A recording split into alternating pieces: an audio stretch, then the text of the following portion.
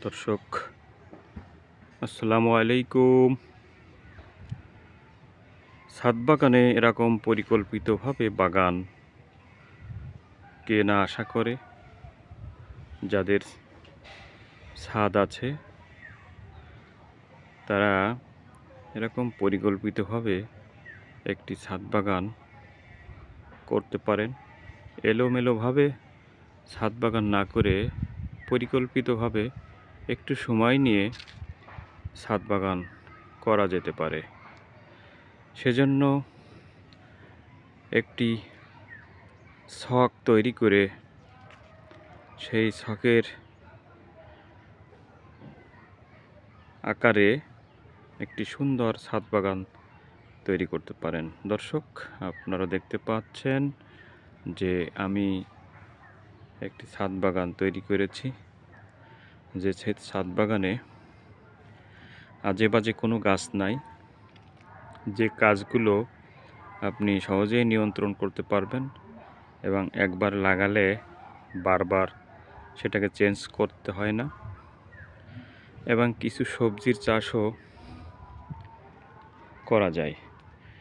দেখেন, ড্রাগন বাগানের ছাদে যে ড্রাগন গাছ লাগিয়েছি তার জিওভাগে আমি লাগিয়েছি ডাঁটা শাক। এই ডাঁটা শাকটা 1 মাসের ভিতরেই খেয়ে শেষ করা যায়। আবার এখান থেকে কিছু বীজ তৈরি করে সেটা আবার পুনরায় লাগানো যায়।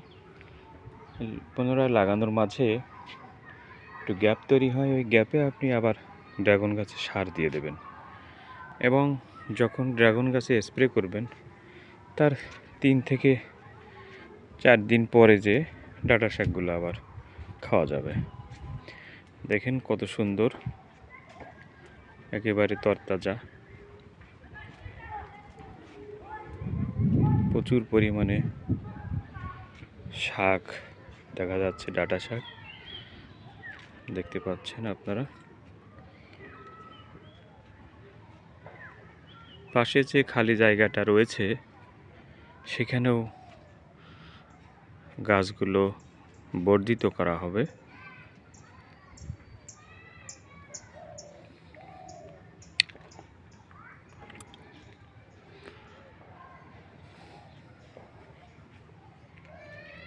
পাশেই রয়েছে ডালিমের গাছ, কত সুন্দর সুন্দর ডালিমের ফুল এসেছে গাছগুলোতে, দেখতে পাচ্ছেন অনেক সুন্দর সুন্দর ডালিমের ফুল গাছগুলোতে রয়েছে। পাকা ডালিমও রয়েছে গাছে,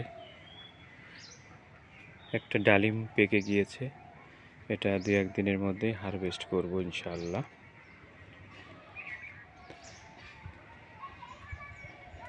ডালিম গাছের যত্ন একটু বেশি করা লাগে, কারণ এটাতে প্রচুর পরিমাণে ছত্রাকের আক্রমণ হয়। এজন্য প্রতি 4 থেকে 5 দিন অন্তর এগুলোতে খুব হাই কোয়ালিটির ছত্রাকনাশক স্প্রে করতে হয়।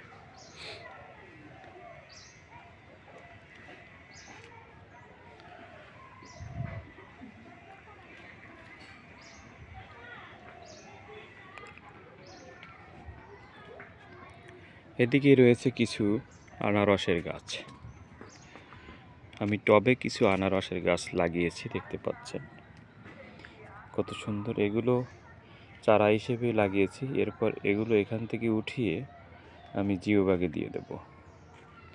মোটামুটি 30-35 লিটারের যে জিও ব্যাগ আছে, এরকম সাইজের জিও ব্যাগ এগুলোতে লাগিয়ে দিব, তাহলে আর কোনো সমস্যা হবে না।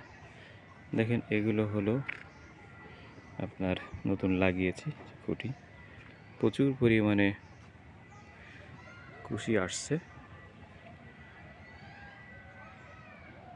অত্যন্ত সুন্দর একটি পরিবেশ, নিচেই ঝকঝকা পরিষ্কার, কোনো আবর্জনা নাই। এত সুন্দর একটা ছাদ বাগানে সকালবেলা এবং বিকেলবেলাতে ঘুরতে কার না ভালো লাগে। তাই আসুন, আমরা যাদের ছাদ আছে সবাই এ ধরনের পরিকল্পনা নিয়ে একটি সুন্দর পরিপাটি ছাদ বাগান গড়ে তুলি। সবাই ভালো থাকবেন, আমার চ্যানেলটি ভালো লাগলে সবাই আমার চ্যানেলটি সাবস্ক্রাইব করবেন, লাইক এবং শেয়ার এবং কমেন্ট করবেন। কোনো পরামর্শ চাইলে আমি অবশ্যই আপনাদেরকে পরামর্শ দিব। ভালো থাকবেন সবাই দর্শক। আসসালামু আলাইকুম।